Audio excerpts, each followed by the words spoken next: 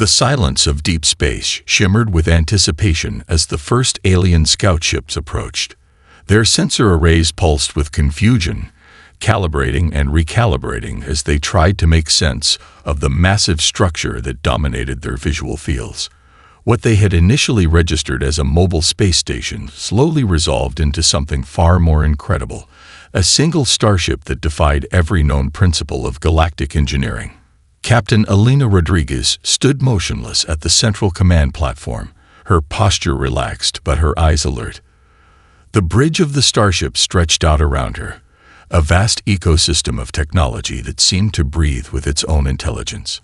Holographic displays cascaded with intricate data streams, each panel shifting and adapting to the unfolding first contact scenario.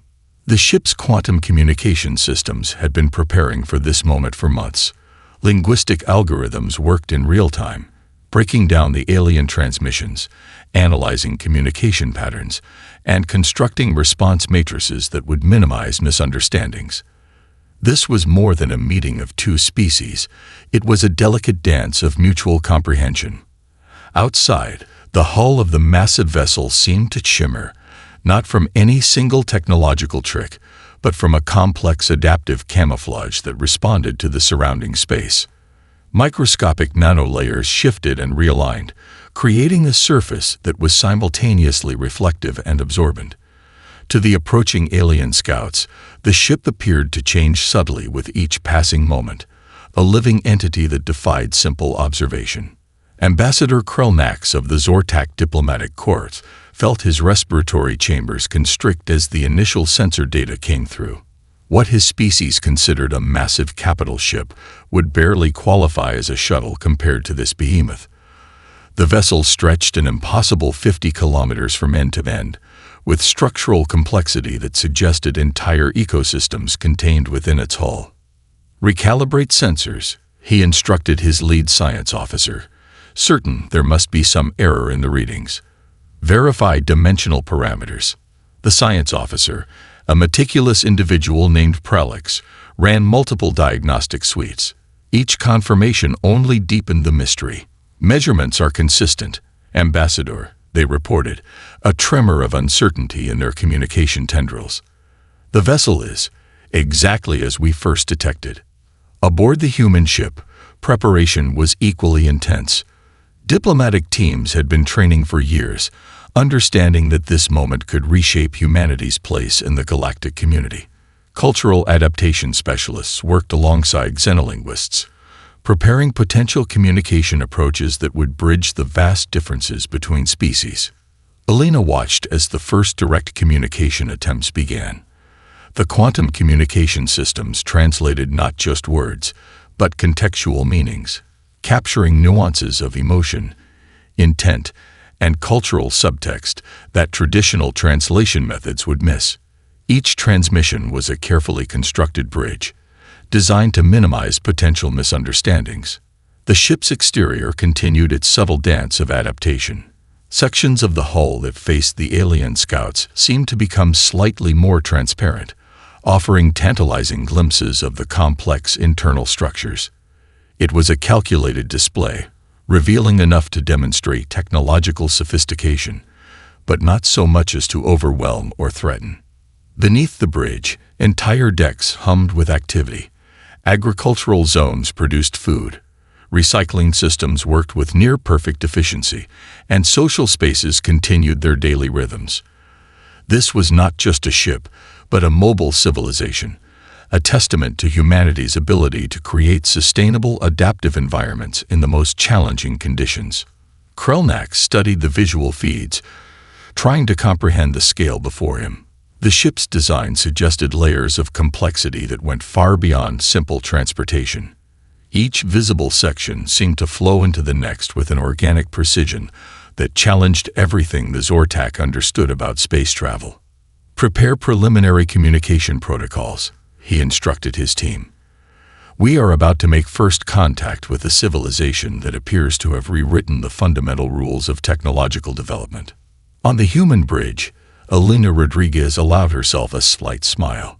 Years of preparation, decades of technological development, and centuries of human resilience had led to this moment.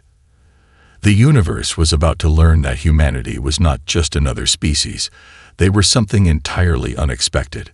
The dance of first contact had begun. Dr. Marcus Chen adjusted the holographic projector, carefully selecting the historical records that would help the alien delegation understand humanity's extraordinary journey.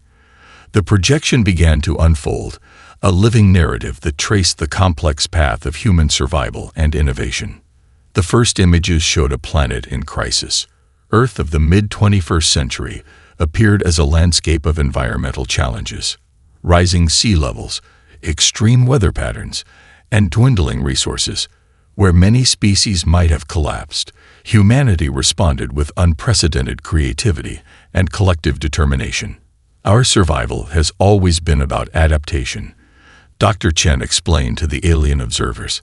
His fingers danced through the holographic display, pulling up images of early environmental restoration projects, sustainable city designs, and the first massive arcology structures that reimagined human living spaces. The projection zoomed into urban centers that had transformed themselves into self-sustaining ecosystems. Vertical farms integrated seamlessly with residential zones, while advanced recycling systems turned waste into resources with near-perfect efficiency. Each city became a living organism, responsive and adaptive. Ambassador Krelnax and the Zortak delegation watched in fascination. The human approach was fundamentally different from any galactic civilization they had encountered. Where most species would have fractured under such environmental pressure, humans had found unity and challenge. Technological breakthroughs came rapidly. Quantum computing merged with biological systems, creating intelligence networks that could predict and mitigate environmental challenges. Nanoengineering allowed for material reconstruction at molecular levels, turning seemingly impossible resource limitations into opportunities for innovation. A holographic display shifted, showing the first deep space habitat prototypes. These were not mere space stations, but complete ecosystems designed to support human life indefinitely. Each iteration learned from the last, becoming more efficient, more adaptive, more alive. Dr. Chen's narrative traced the psychological evolution that accompanied technological development. Early space habitats were more than survival mechanisms. They were social experiments in collective living. Entire new forms of governance emerged, focused on resource management, personal growth, and collective problem-solving. We realized that survival was not about individual triumph, he explained, but about our ability to work together, to see challenges as opportunities for collective growth. The alien scientists leaned closer, their sensory appendages trembling with intense curiosity. The human approach defied their understanding of species development. Most galactic civilizations approached challenges through competitive mechanisms, but humans seemed to thrive on collaborative innovation. Images of early space migrations told a story of incremental success. Small habitats became larger, more complex. Each generation of spacefaring humans brought new insights, new technologies, new ways of understanding their relationship with environment and technology. The projection showed the gradual development of massive ship designs. What started as modest research vessels slowly transformed into complex mobile civilizations. Each iteration solved previous limitations, improving energy generation, creating more efficient life support systems, developing technologies that could repair and adapt in real time. Krelnax noticed something extraordinary in the historical records. Unlike most species that develop technology through military competition, human innovations seem driven by a combination of scientific curiosity, environmental necessity, and a deep commitment to collective well-being. Dr. Chen highlighted key moments of breakthrough. The development of quantum energy harvesting technologies that could draw power from quantum fluctuations, biological mechanical interfaces that allowed for unprecedented levels of system integration, adaptive material sciences that could reconstruct and heal technological systems, much like biological organisms repair themselves. Our greatest strength, Dr. Chen said, pausing to let the significance sink in, has always been our ability to reimagine what is possible. The final segment of the projection revealed the U.S. Colossus in its developmental stages. Not a military weapon, but a mobile civilization, a testament to human potential for creating sustainable, adaptive environments in the most challenging conditions. For the Zortak delegation, this was more than a history lesson. It was a fundamental reframing of what they understood about technological and social development.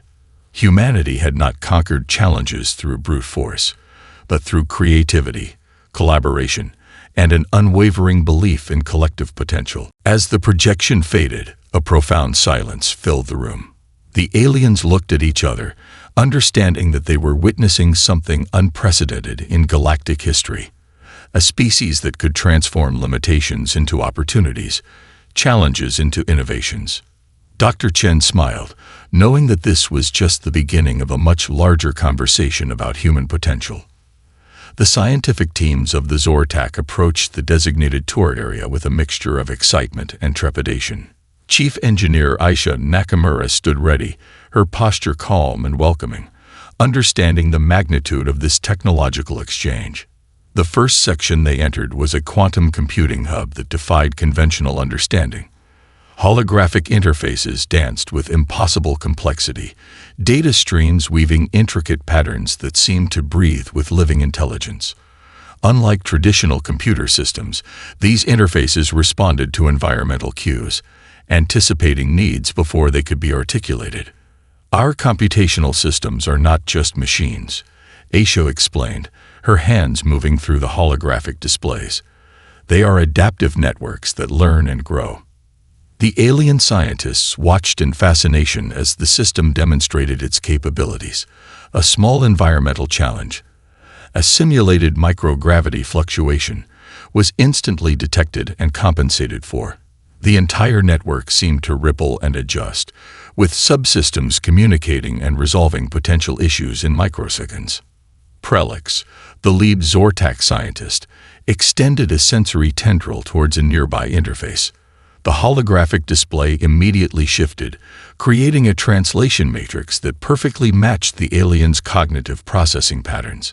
It was a level of intuitive technology that seemed to blur the line between machine and living intelligence. They moved into the engineering bay, a space that challenged everything the aliens understood about technological infrastructure. Massive structural components seemed to breathe and flow, with adaptive materials that could restructure themselves in response to environmental demands. Damaged sections appeared to heal, with nanoscale repair mechanisms working in perfect concert. Our ship is more of an organism than a machine, Aisha explained, demonstrating how a small breach in a structural section would be immediately detected and repaired. Microscopic repair drones swarmed the area, reconstructing materials at the molecular level with precision that seemed almost magical. The life support systems proved equally revolutionary. Where most galactic civilizations relied on complex mechanical filtration, the human system integrated biological and technological processes. Living algae networks worked alongside quantum-powered filtration systems, creating an ecosystem that could sustain itself with near-perfect efficiency. In the agricultural zones, the aliens discovered entire ecosystems carefully balanced within the ship's structure. Vertical farms stretched multiple decks, with crops growing in precisely controlled environments. Genetic adaptation systems allowed for rapid crop development, ensuring food security under any potential space conditions. Sustainability is our primary design principle, Aisha noted, showing how waste from one system became a resource for another. Water recycling systems approached 99.99% efficiency, with biological and mechanical processes working in perfect harmony. The quantum energy generation system was perhaps the most shocking revelation. Unlike conventional power sources, this system could draw energy directly from quantum fluctuations in spacetime. What appeared to be empty space was actually a roiling sea of potential energy, which the human technology could tap with unprecedented efficiency. Prelix struggled to comprehend the scale of innovation. Each system they observed was not just a technological solution, but a holistic approach to living that integrated biological, technological, and environmental considerations.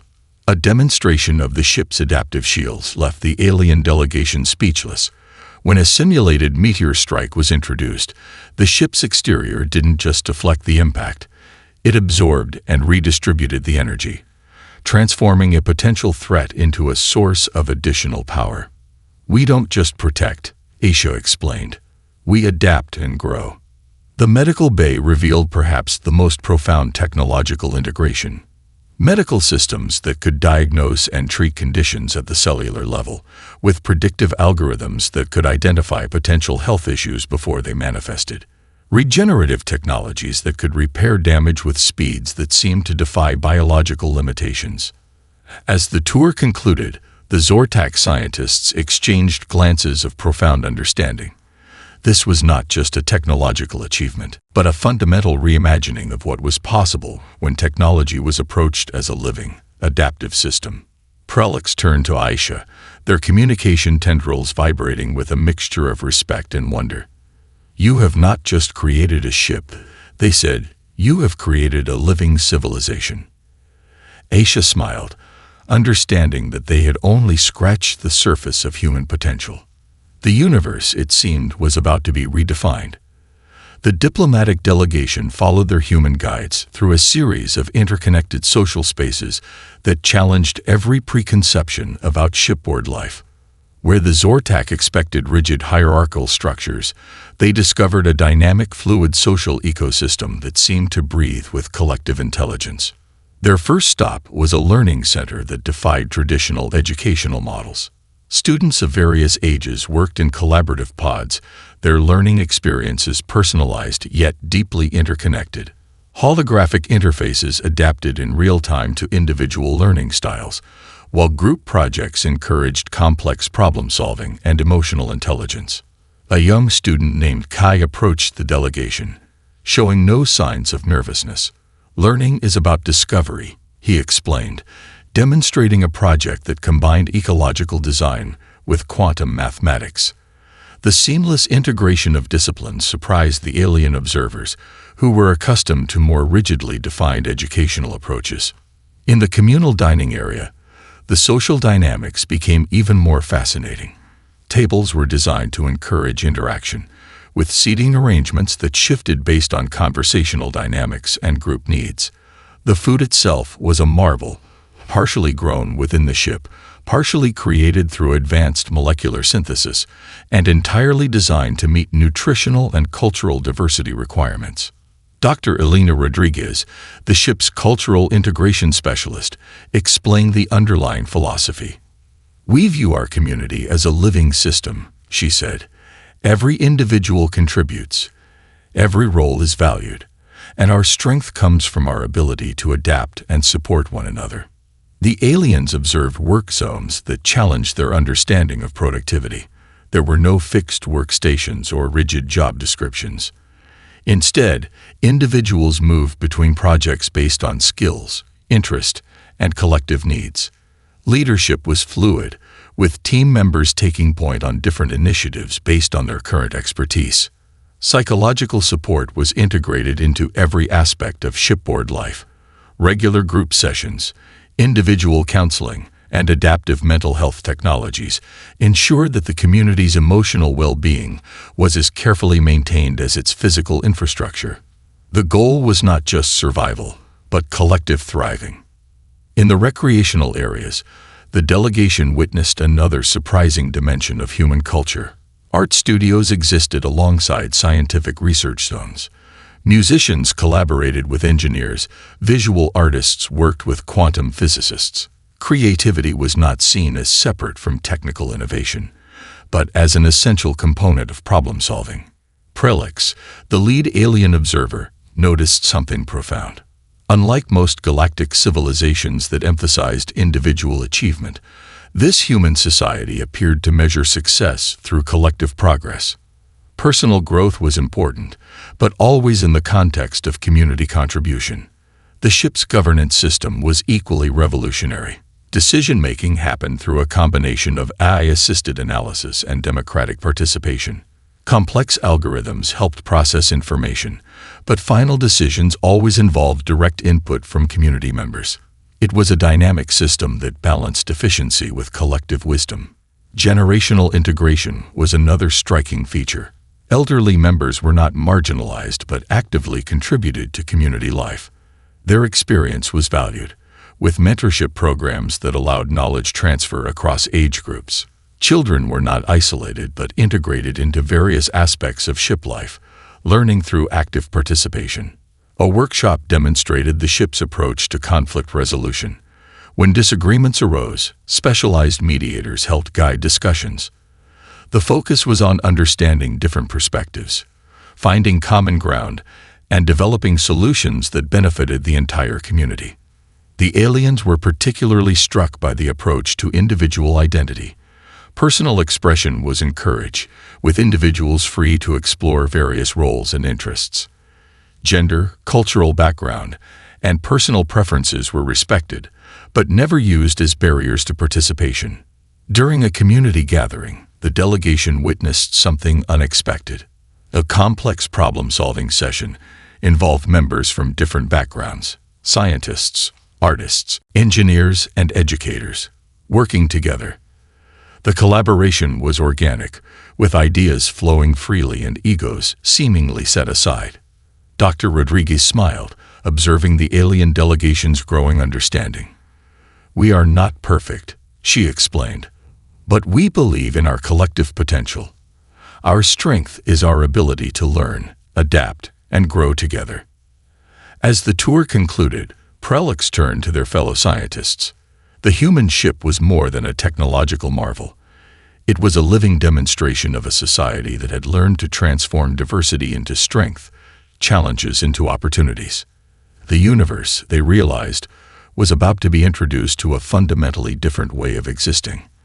The grand chamber of the Galactic Concordance Council trembled with unspoken tension.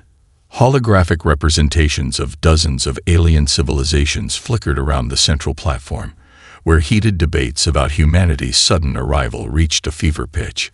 Ambassador Krelmax found himself in the most challenging diplomatic position of his career.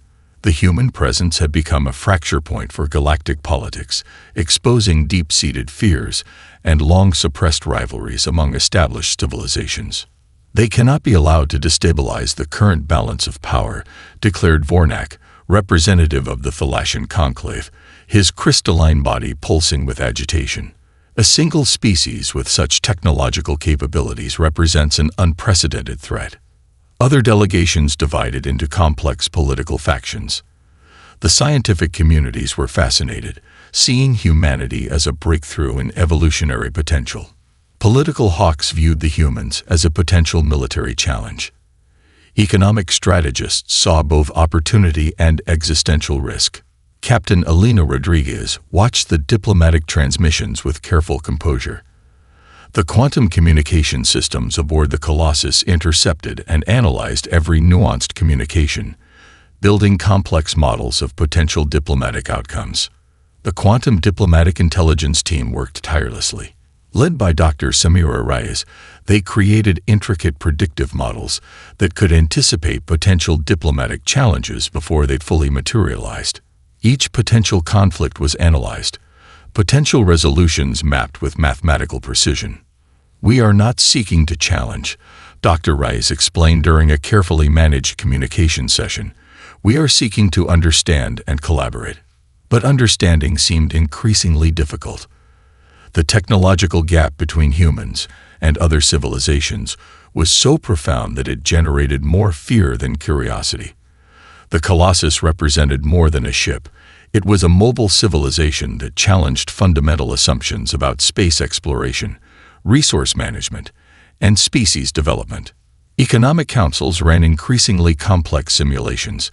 The human approach to resource generation and management threatened existing galactic trade models.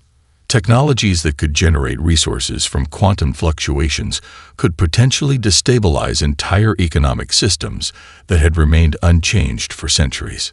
Political factions within the Galactic Concordance began to form complex alliances. Some smaller civilizations saw humans as potential protectors against long-standing rival powers. Others viewed them as an unpredictable variable that could destroy carefully maintained political balances. Intelligence agencies from multiple civilizations worked overtime, trying to understand human motivations. Every intercepted communication, every diplomatic exchange was analyzed with increasing desperation. The humans seemed simultaneously transparent and incomprehensible. They do not think like traditional expansionist species, one Zortak intelligence analyst reported. Their technologies suggest the capability for total galactic dominance, yet their diplomatic approach suggests no interest in conquest. The human delegation remained remarkably calm. Each diplomatic session was an opportunity for education, for breaking down misconceptions. They shared technological insights generously, demonstrated collaborative potential, and consistently emphasized peaceful exploration. Ambassador Krelnax found himself in a unique position. As the primary diplomatic contact, he understood both the fears and the potential. The humans represented something entirely new, a civilization that seemed to view technological power not as a weapon, but as a tool for collective growth. Security councils debated potential containment strategies. Defensive systems were reviewed, potential conflict scenarios modeled. Yet each simulation revealed the same challenging truth. Traditional defensive strategies would be ineffective against human capabilities. The quantum communication systems aboard the Colossus continued their work, not just translating language, but interpreting cultural nuances, identifying potential misunderstandings before they could escalate. It was diplomacy elevated to an art form, where communication itself became a complex, adaptive technology. Political tensions continued to build. Each day brought new challenges, new debates, new attempts to categorize and understand the human presence. The Galactic Concordance was being forced to reimagine its fundamental structures. "We are not here to replace or compete," Captain Rodriguez would repeatedly emphasize in diplomatic sessions. "We are here to collaborate, to learn, to grow together." But in the complex world of galactic politics, such simple statements carried profound and potentially destabilizing implications. The universe watched and waited, understanding that everything was about to change. The first warning came as a subtle quantum disturbance at the edge of known space. Sensor arrays across multiple civilizations detected an anomaly that defied conventional understanding, a spatial disruption that seemed to consume everything in its path. Deep within the quantum monitoring station of the Colossus, Dr. Elena Rodriguez watched the initial readings with a growing sense of profound concern. The quantum sensors picked up patterns that suggested something far more dangerous than a typical spatial phenomenon. This was something alive, something intelligent, something hungry. Void phenomenon detected, the ship's primary AI announced, its voice calm and precise. Magnitude beyond previous recorded events. Across the Galactic Concordance, communications erupted into chaos. Historical records spoke of the void phenomenon, a terror that had decimated entire civilizations throughout galactic history. Previous encounters had resulted in complete destruction. Entire star systems had simply vanished, consumed by an entity that existed between the fundamental layers of spacetime. Captain Rodriguez gathered her senior staff in the Emergency Coordination Center.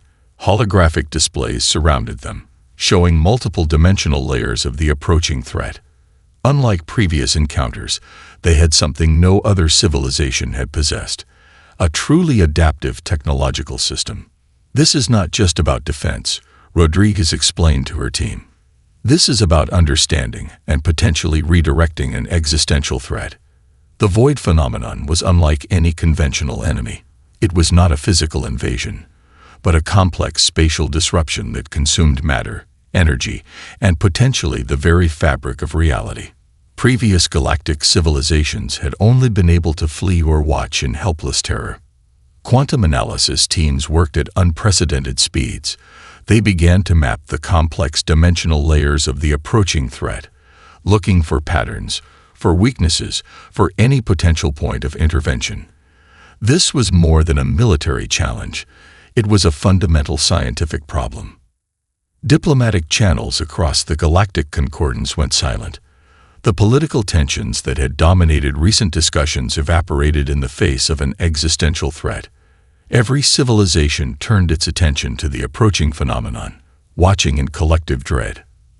The Colossus began to transform. Structural systems that had seemed merely adaptive now revealed their true potential. Entire sections of the ship could reconfigure, creating complex dimensional buffers that could potentially interact with the void phenomenon on multiple spatial layers simultaneously. Dr. Samira Reyes, leading the quantum research team, made a breakthrough. "It's not just consuming space," she reported, her voice trembling with a mixture of fear and scientific excitement. "It's processing information at a dimensional level we've never seen before." The ship's defensive systems came alive. But these were not traditional weapons. Quantum shields began to form, not just barriers, but adaptive networks that could potentially communicate with the approaching threat. The goal was no longer simply survival, but understanding. Alien observation teams watched in disbelief. Where every previous civilization had prepared for destruction, the humans were preparing for communication. The Colossus was positioning itself not as a weapon, but as a potential point of interdimensional dialogue. "We are not seeing a threat," Captain Rodriguez transmitted to the Galactic Concordance. "We are seeing an unknown form of intelligence." The quantum communication systems began to construct complex signal matrices. These were not traditional communication attempts, but multidimensional information patterns designed to potentially establish some form of comprehension with the approaching phenomenon. Sensor arrays detected the first direct contact. The void phenomenon was not just approaching, it was analyzing, processing, consuming information at speeds that defied conventional understanding. Entire sections of space began to warp and shift around the approaching entity. Dr. Rodriguez watched the dimensional readouts with intense concentration. This was the moment that would define not just human potential, but potentially the future of galactic existence. Every system aboard the Colossus was preparing, adapting, transforming. The universe held its breath. Something unprecedented was about to happen. The moment of first contact redefined everything known about conflict and survival.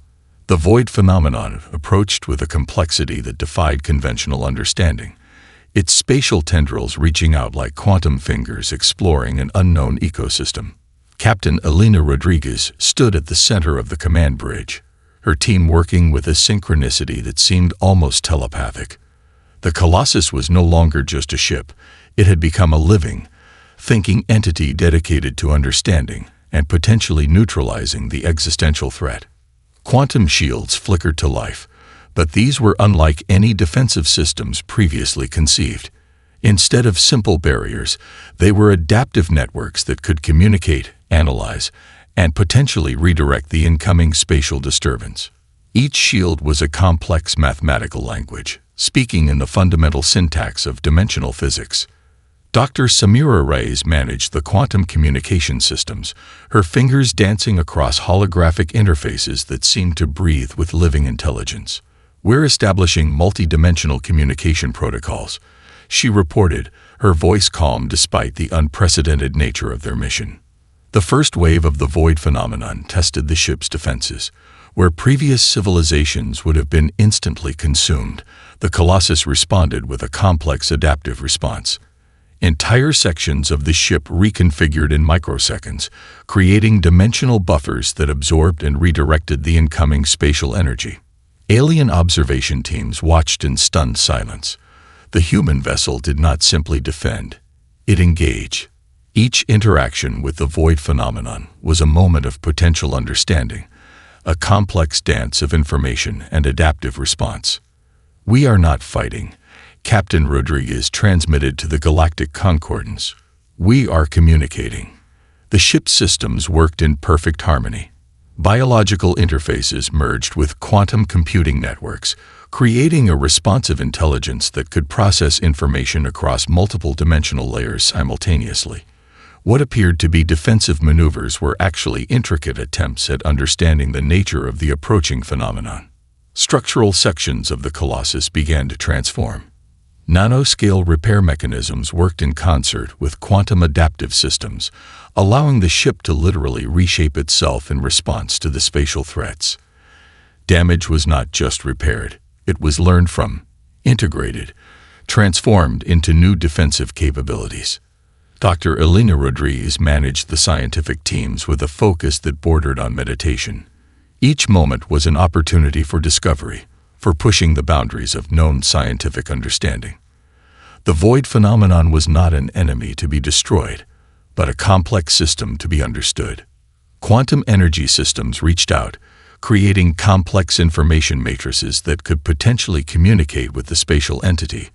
These were not traditional weapons, but sophisticated attempts at interdimensional dialogue. The human approach was fundamentally different from any previous galactic conflict. Prelix, the lead Zortak scientific observer, watched the battle with increasing amazement.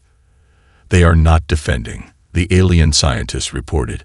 "They are negotiating with the fundamental fabric of reality." The void phenomenon responded in unexpected ways. Where it had consumed entire civilizations before, it now encountered a system that could not be simply overwhelmed. The Colossus absorbed, redirected, and attempted to communicate with the spatial threat. Dimensional buffers created complex information networks. The ship's systems worked to understand the fundamental nature of the void phenomenon, searching for points of potential communication, of mutual understanding. "We are seeing a fundamental reimagining of conflict," one Galactic Concordance observer noted. "This is not warfare. This is first contact at a dimensional level." Hours passed, though time seemed to lose meaning in the complex spatial interactions. The Colossus continued its intricate dance, absorbing, redirecting, communicating. Each moment was a potential breakthrough, each interaction a moment of potential understanding. Captain Rodriguez remained focused, understanding that this was more than a battle. This was an opportunity to expand the fundamental understanding of existence itself. The quantum communication systems continued their complex dialogue. Adaptive shields transformed. Structural systems reconfigured. The ship became a living, thinking entity dedicated to understanding the unknown. Something unprecedented was happening. The universe watched and waited. The aftermath of the encounter with the void phenomenon transformed everything. Conference halls across the Galactic Concordance became spaces of profound reflection, with representatives from countless civilizations attempting to process what had occurred. Ambassador Krulnak stood at the central podium of the Grand Galactic Assembly, his communication tendrils trembling with the weight of unprecedented revelation. The holographic displays behind him showed multiple perspectives of the recent events, moments that had fundamentally reshaped galactic understanding. "We witnessed more than a defense," Krulnak explained to the assembled delegates. "We witnessed a fundamental reimagining of existence."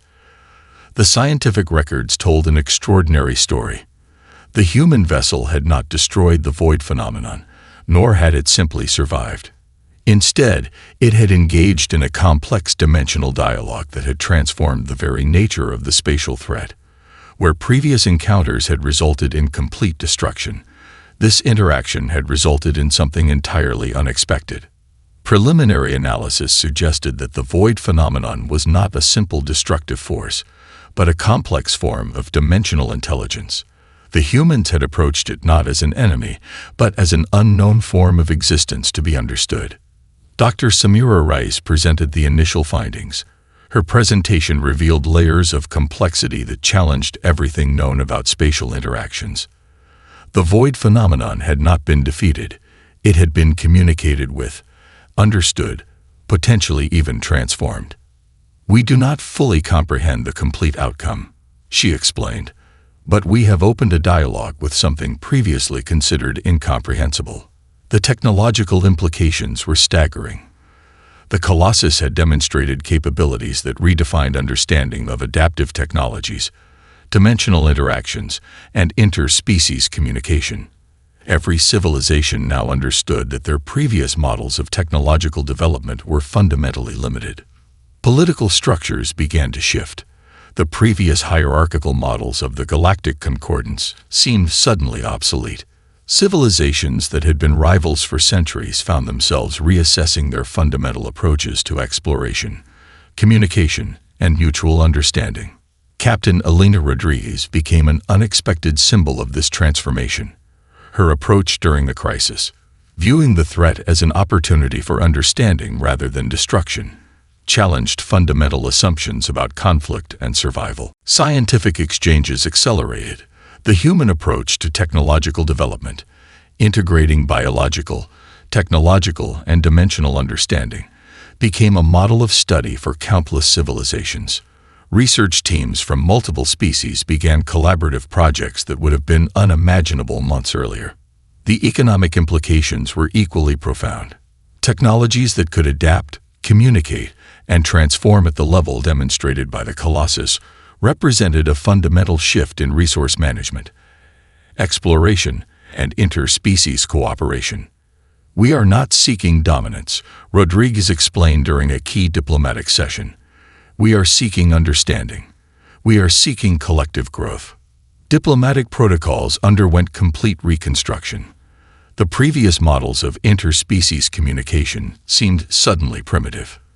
The quantum communication technologies demonstrated by the humans offered a new approach, one that could capture nuance, context, and potential beyond simple language translation.